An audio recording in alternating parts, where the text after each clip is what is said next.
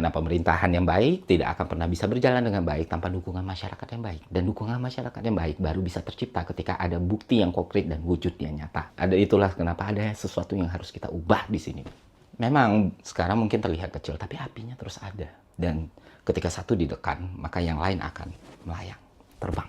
Dan ini akan menghabiskan banyak sekali energi. Energi kita akan sama-sama habis, Pak. Sedangkan waktu terus berjalan dan Republik ini perlu dibenahi. Dan inilah masalah utamanya, Pak. Dan buat teman-teman nih yang membela, entah itu karena kerja profesional atau entah itu kesadaran diri sendiri, entah itu karena melihat beliau masih jadi sosok yang tepat untuk tanggung jawab ini, maka teman-teman, gue minta sekelak berhenti dulu, pikirkan baik-baik gitu. Karena kita bukan musuh, kita bukan lawan. Kita sama-sama sipil yang tidak bersenjata. Kita bisa berdebat dengan mati-matian, tapi nggak ada satupun yang bisa tolong-tolongan. Nggak ada. Harusnya kita punya concern yang sama gitu. Kita menghadapi masalah yang sama nih, teman-teman. Kalau memang kalian mendukung dan mencintai pemerintahan saat ini, maka hal terbaik yang bisa kalian lakukan adalah melihat the bigger picture-nya gitu.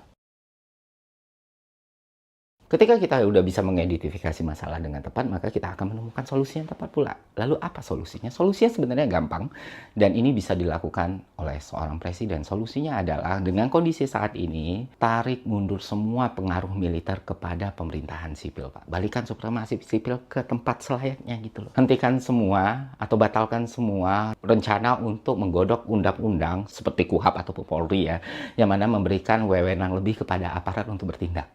Kita lagi nggak butuh itu, Pak. Kita butuh sesuatu yang benar-benar bisa membangun semuanya gitu. Kalau memang Undang-Undang TNI ini diperuntukkan untuk hal yang baik dan positif, maka gunakanlah untuk menertibkan para jenderal-jenderal aktif yang masih memegang jabatan di luar dengan ketentuan undang-undang. Bukan malah untuk memperlebar kekuasaannya, memperlebar kewenangannya, memperkuat powernya. Berikan koridor yang jelas, borderline yang jelas, mana yang urusan militer, mana yang urusan sipil.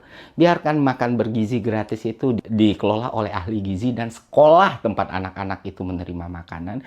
Biarkan yang mengajar anak-anak kita itu guru-guru yang kompeten. Biarkan yang mengajar kampus-kampus itu dosen yang memang sudah jelas latar belakangnya, sudah jelas keilmuannya. Biarkan segala bentuk usaha itu dijalankan oleh para profesional.